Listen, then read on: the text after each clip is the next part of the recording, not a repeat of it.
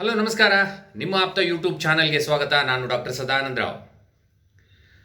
ಒಬ್ಬ ವ್ಯಕ್ತಿ ದೈಹಿಕವಾಗಿ ಹಾಗೆ ಮಾನಸಿಕವಾಗಿ ಸದೃಢನಾಗಿ ಮತ್ತು ಆರೋಗ್ಯವಾಗಿ ಇರಬೇಕಾದ್ರೆ ಅವನಿಗೆ ಯಾವುದರ ಅವಶ್ಯಕತೆ ಇದೆ? ಹಣದ ಅವಶ್ಯಕತೆಯೋ ಅಥವಾ ಒಳ್ಳೆಯ ಗಾಳಿ, ಒಳ್ಳೆಯ ನೀರು, ಹಾಗೆ ಬೆಳಕಿನ ಅವಶ್ಯಕತೆ ಬಹಳ ಮುಖ್ಯವೋ ಅಂತಕ್ಕಂಥದ್ದನ್ನು ನಾವು ನೋಡ್ತಾ ಹೋದರೆ ಆರೋಗ್ಯವೇ ಭಾಗ್ಯ ಅಂತ ಹೇಳ್ತಾರೆ. ನಾವು ಆರೋಗ್ಯವಾಗಿದ್ದರೆ ಹಣವನ್ನು ಸಂಪಾದನೆ ಮಾಡಬಹುದು, ಆರೋಗ್ಯವಾಗಿದ್ದರೆ ಮಾನಸಿಕ ಸ್ವಾಸ್ಥ್ಯವೂ ಸರಿ ಇರುತ್ತೆ, ಆರೋಗ್ಯವಾಗಿದ್ದರೆ ಜೀವನದಲ್ಲಿ ಏನು ಬೇಕಾದರೂ ನಾವು ಸಾಧನೆಯನ್ನು ಮಾಡಬಹುದು. ನಮಗೆ ಆರೋಗ್ಯ ಒಂದು ಕೆಡ್ತು ಅಂತ ಹೇಳಿದ್ರೆ ಅದು ದೈಹಿಕ ಆರೋಗ್ಯ ಆಗಿರ್ಬೋದು ಅಥವಾ ಮಾನಸಿಕ ಆರೋಗ್ಯವಾಗಿರ್ಬೋದು.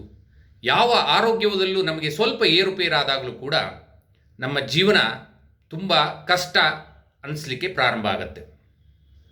ಇತ್ತೀಚೆಗೆ ಹೇಗಾಗಿದೆ ಅಂತ ಹೇಳಿದ್ರೆ, ಸಾಮಾನ್ಯವಾಗಿ ನಾವು ಹಣದ ವ್ಯಾಮೋಹಕ್ಕೆ ಹಿಂದೆ ಬಿದ್ದು ಹಣ ಗಳಿಸುವ ನೆಪದಲ್ಲಿ ಏನಾಗ್ತಾ ಇದೆ ಅಂತ ಹೇಳಿದ್ರೆ ವ್ಯಕ್ತಿ ದೈಹಿಕ ಚಟುವಟಿಕೆಗಳು ತುಂಬ ಕಡಿಮೆ ಆಗ್ತಿದೆ. ಅಂತ ಹೇಳಿದ್ರೆ ವ್ಯಾಯಾಮ ಆಗಿರ್ಬೋದು, ಯೋಗ ಆಗಿರ್ಬೋದು, ಪ್ರಾಣಾಯಾಮ ಆಗಿರ್ಬೋದು, ಅಥವಾ ಸೋಷಿಯಲ್ ಗ್ಯಾದರಿಂಗ್ ಅಂತ ಹೇಳ್ತೀವಿ, ಸಮಾಜದಲ್ಲಿ ಹೆಚ್ಚು ಜನರ ಜೊತೆ ಬೆರೆಯೋದಾಗಿರ್ಬೋದು, ಇದು ಎಲ್ಲದೂ ಕೂಡ ಕಡಿಮೆ ಆಗಿದೆ. ಜೊತೆಗೆ ಈ ಎಲೆಕ್ಟ್ರಾನಿಕ್ ಯುಗದಲ್ಲಿ ಸೋಷಿಯಲ್ ಮೀಡಿಯಾ ಆಗಿರ್ಬೋದು, ಮೊಬೈಲ್ ಆಗಿರ್ಬೋದು, ಲ್ಯಾಪ್ಟಾಪ್ ಆಗಿರ್ಬೋದು, ಇವುಗಳ ಮುಂದೆನೇ ನಾವು ಹೆಚ್ಚು ಕಾಲವನ್ನು ಕಳೀತಾ ಇದ್ದೇವೆ. ನಿಜವಾಗಲೂ ನಮ್ಮ ಜೀವನವನ್ನು ಹಣದ ಹಿಂದೆ ಹಾಗೂ ಎಲೆಕ್ಟ್ರಾನಿಕ್ ವಸ್ತುಗಳ ಹಿಂದೆ ಹೆಚ್ಚು ಸಮಯವನ್ನು ಸ್ಪೆಂಡ್ ಮಾಡ್ತಾ ಇದ್ದೀವಿ. ಹಾಗಾಗಿ ನಮಗೆ ಆರೋಗ್ಯ ಸಮಸ್ಯೆ ಅಂತಕ್ಕಂಥದ್ದು ತುಂಬ ಜಾಸ್ತಿ ಆಗ್ತಾ ಇದೆ. ಎಷ್ಟು ಹಣವನ್ನು ನಾವು ಗಳಿಸ್ತೀವೋ ಅಷ್ಟು ಹಣವನ್ನು ನಾವು ವ್ಯಯ ಮಾಡಬೇಕಾಗತ್ತೆ.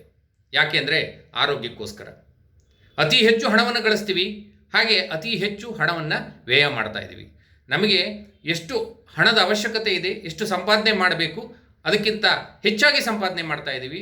ಹಾಗೆ ಆರೋಗ್ಯವನ್ನು ಕೂಡ ನಾವು ಹಾಳು ಮಾಡ್ಕೊಳ್ತಾ ಇದ್ದೀವಿ.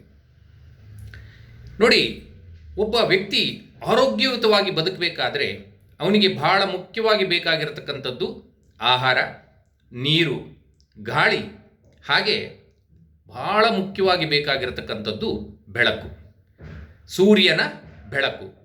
ನೋಡಿ, ಬೆಳಕು ಅಂತಕ್ಕಂಥದ್ದನ್ನು ನಾವು ಪಾಸಿಟಿವಿಟಿ ಅಂತ ಹೇಳ್ತೀವಿ, ಕತ್ತಲು ಅಂತಕ್ಕಂಥದ್ದನ್ನು ನೆಗೆಟಿವಿಟಿ ಅಂತ ಹೇಳ್ತೀವಿ. ಒಂದು ದಿವಸ ಸೂರ್ಯ ಏನಾದರೂ ಭೂಮಿಗೆ ಬೆಳಕನ್ನು ನೀಡದೆ ಹೋದರೆ ನಮಗೆ ಎಷ್ಟು ಮನಸ್ಸಿಗೆ ಒಂದು ರೀತಿಯಲ್ಲಿ ನಮ್ಮ ಮೂಡ್ ಅಂತಕ್ಕಂಥದ್ದು ಫ್ಲಕ್ಚುಯೇಷನ್ ಆಗುತ್ತೆ. ಕತ್ತಲು ಆವರಿಸಿದಾಗ ನಮಗೆ ಜೀವನದಲ್ಲಿ ಒಂದು ರೀತಿಯಲ್ಲಿ ಹೇಗೆ ಜಿಗುಪ್ಸೆ ಬರಲಿಕ್ಕೆ ಶುರುವಾಗುತ್ತೆ. ಹಾಗಾಗಿ ಬೆಳಕು ಅಂತಕ್ಕಂಥದ್ದು ಬಹಳ ಮುಖ್ಯವಾಗಿ ಬೇಕು.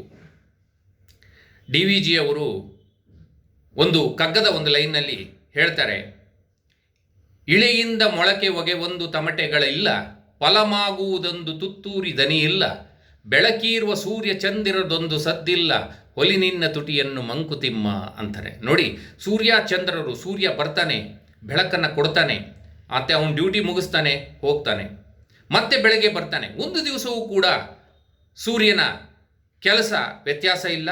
ಹಾಗಾಗಿ ಭೂಮಿಗೆ ನಾನು ಬೆಳಕು ಕೊಡ್ತಾ ಇದ್ದೀನಿ ಅಂತಕ್ಕಂಥ ಅಹಂಭಾವವೂ ಇಲ್ಲ. ಆದರೆ ಆ ಬೆಳಕನ್ನು ಉಪಯೋಗ ಮಾಡಿಕೊಂಡು ನಾವು ಬದುಕ್ತಾ ಇದ್ದೇವೆ.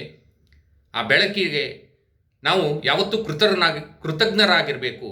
ಸೂರ್ಯನ ಬೆಳಕಿಲ್ಲ ಅಂತ ಹೇಳಿದ್ರೆ ನಾವು ಬದುಕಲಿಕ್ಕೆ ಸಾಧ್ಯ ಇಲ್ಲ. ಈ ಬೆಳಕಿನ ಬೆನಿಫಿಟ್ಗಳು ಏನು ಅಂತಕ್ಕಂಥದ್ದು, ಸಾಮಾನ್ಯ ಬೆನಿಫಿಟ್ಗಳು ಏನು ಅಂತಕ್ಕಂಥದ್ದು ನಾವು ನೋಡ್ತಾ ಹೋದರೆ, ಯಾವಾಗ ಸೂರ್ಯನ ಕಿರಣಗಳು ಭೂಮಿಗೆ ಸರಿಯಾಗಿ ಬೀಳುತ್ತೋ, ಹಾಗೆ ವ್ಯಕ್ತಿಯ ದೇಹದ ಮೇಲೆ ಚೆನ್ನಾಗಿ ಬೀಳುತ್ತೋ, ಅವನಿಗೆ ನಿದ್ರೆ ಅಂತಕ್ಕಂಥದ್ದು ಸರಿಯಾಗಿ ಬರುತ್ತೆ. ಅಂದರೆ ಸೆರೆಟೋಟೋನಿನ್ ಆಗಿರಬಹುದು ಅಥವಾ ಮೆಲಟೋಟೋನಿನ್ ಆಗಿರಬಹುದು, ಈ ಅಂಶವನ್ನು ಮೆದುಳಿನಲ್ಲಿ ಸರಿಯಾಗಿ ಉತ್ಪತ್ತಿ ಮಾಡೋದರಿಂದ ನಮಗೆ ನಿದ್ರೆ ಅಂತಕ್ಕಂಥದ್ದು ಚೆನ್ನಾಗಿ ಬರುತ್ತೆ. ಹಾಗೆ ಸೂರ್ಯನ ಬೆಳಕು ನಮಗೆ ಸರಿಯಾಗಿ ಇಲ್ಲ ಅಂತ ಹೇಳಿದ್ರೆ ನಮ್ಮ ಮೂಡ್ ಫ್ಲಕ್ಚುಯೇಷನ್ ಆಗುತ್ತೆ. ಯಾಕೆ ಅಂತ ಹೇಳಿದ್ರೆ ಸೂರ್ಯನ ಕಿರಣದಲ್ಲಿ ಇರ್ತಕ್ಕಂಥ ವಿಟಮಿನ್ ಡಿ ಅಂಶ ನಮಗೆ ಅವಶ್ಯಕವಾಗಿ ಬೇಕು, ನಮ್ಮ ದಿನನಿತ್ಯದ ಕಾರ್ಯಕ್ಕೆ, ಹಾಗೆ ನಮ್ಮ ಮೆದುಳಿಗೆ ಅವಶ್ಯಕವಾಗಿ ಬೇಕು. ಯಾವಾಗ ಈ ವಿಟಮಿನ್ ಡಿ ಕೊರತೆ ಹೆಚ್ಚಾಗಿ ಕಾಣಿಸ್ತಾ ಇದೆಯೋ ಆಗ ನಮಗೆ ಮೂಡ್ ಫ್ಲಕ್ಚುಯೇಷನ್ ಅಂತಕ್ಕಂಥದ್ದು ಹೆಚ್ಚಾಗಿ ಕಾಣುತ್ತೆ.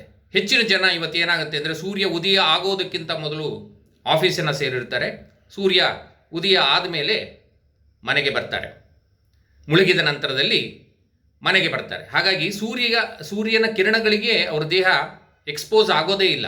ಇದರಿಂದ ಏನಾಗುತ್ತೆ, ವಿಟಮಿನ್ ಡಿ ಡಿಫಿಷಿಯನ್ಸಿ ಅಂತಕ್ಕಂಥದ್ದು ಹೆಚ್ಚಾಗಿ ಕಾಣಿಸ್ಕೊಳುತ್ತೆ. ವಿಟಮಿನ್ ಡಿ ಡಿಫಿಷಿಯನ್ಸಿ ಕಾಣಿಸ್ಕೊಳ್ತು ಅಂತ ಹೇಳಿದ್ರೆ ಬೋನ್ ಡೆನ್ಸಿಟಿ ಅಂತ ಹೇಳ್ತೀವಿ, ಮೂಳೆಯಲ್ಲಿ ಸಾಂದ್ರತೆಯು ಕೂಡ ಕಡಿಮೆ ಆಗುತ್ತೆ.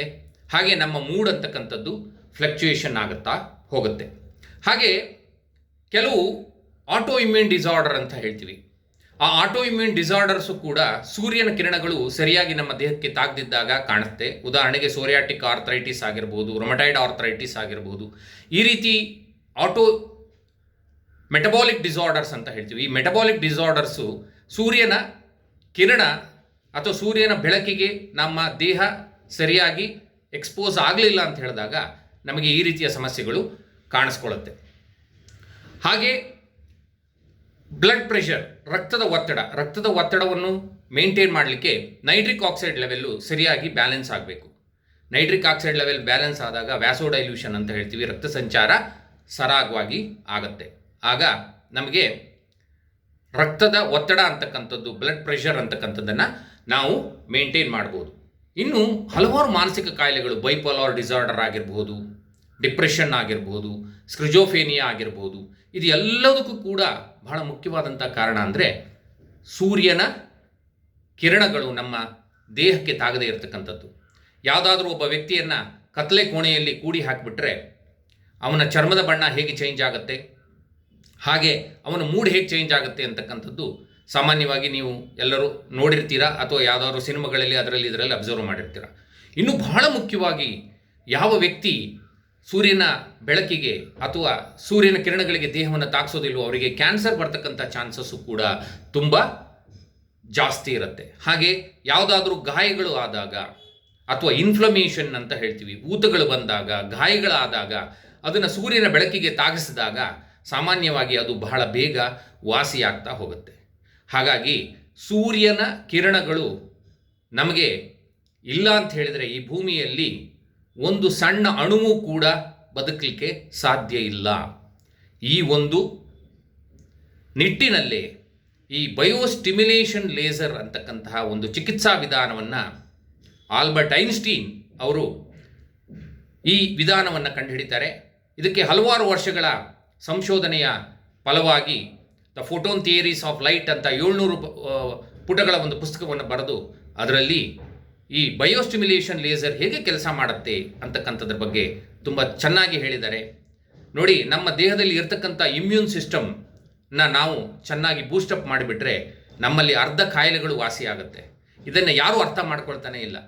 ಖಂಡಿತ ಔಷಧಿ ಮಾತ್ರೆಗಳನ್ನೇ ಉಪಯೋಗ ಮಾಡಿಕೊಂಡು ಔಷಧಿ ಮಾತ್ರೆಗಳನ್ನೇ ತಿನ್ನೋದೇ ನಮ್ಮ ಜೀವನ ಅಂತ ಹೇಳಿ ತಿಳ್ಕೊಂಬಿಟ್ರೆ ಯಾರು ಏನೂ ಮಾಡೋದಕ್ಕಾಗಲ್ಲ. ಅದರ ಬದಲಾಗಿ ನಮ್ಮ ಆ್ಯಕ್ಟಿವಿಟೀಸನ್ನು ಚೇಂಜ್ ಮಾಡಿಕೊಳ್ಬೇಕು, ಆದಷ್ಟು ಸಂತೋಷವಾಗಿರಲಿಕ್ಕೆ ಪ್ರಯತ್ನ ಪಡಬೇಕು, ಮಾನಸಿಕ ಸ್ವಾಸ್ಥ್ಯವನ್ನು ಕಾಪಾಡಿಕೊಳ್ಬೇಕು, ಉತ್ತಮವಾದಂತಹ ಆಹಾರವನ್ನು ತಿನ್ನಬೇಕು. ಹಾಗೆ ಸನ್ಲೈಟಿಗೂ ಕೂಡ ನಾವು ಎಕ್ಸ್ಪೋಸ್ ಆಗಲೇಬೇಕು. ಇದರಿಂದ ಏನಾಗುತ್ತೆ ಅಂತ ಹೇಳಿದ್ರೆ ದೈಹಿಕ ಮತ್ತು ಮಾನಸಿಕ ಸ್ವಾಸ್ಥ್ಯವನ್ನು ಕಾಪಾಡಿಕೊಳ್ಬೋದು.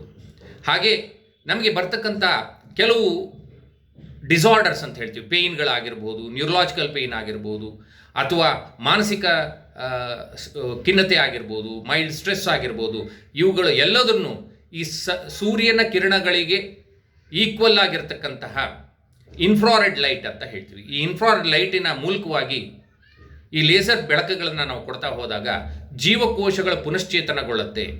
ಅಲ್ಲಿ ಪ್ರೊಡಕ್ಷನ್ ಆಫ್ ATP ಅಂತ ಹೇಳ್ತೀವಿ, ಅಡಿನೋಸಿನ್ ಟ್ರೈಫಾಸ್ಫೇಟ್ ಅನ್ನುವಂಥ ಅಂಶವನ್ನು ಮೈಟೋಕಾಂಡ್ರಿಯಾದಲ್ಲಿ ಹೆಚ್ಚು ಪ್ರೊಡಕ್ಷನ್ ಆಗೋದ್ರಿಂದ ವ್ಯಕ್ತಿ ಮಾನಸಿಕ ಸ್ವಾಸ್ಥ್ಯವೂ ಚೆನ್ನಾಗುತ್ತೆ, ದೈಹಿಕ ಸ್ವಾಸ್ಥ್ಯವೂ ಚೆನ್ನಾಗುತ್ತೆ.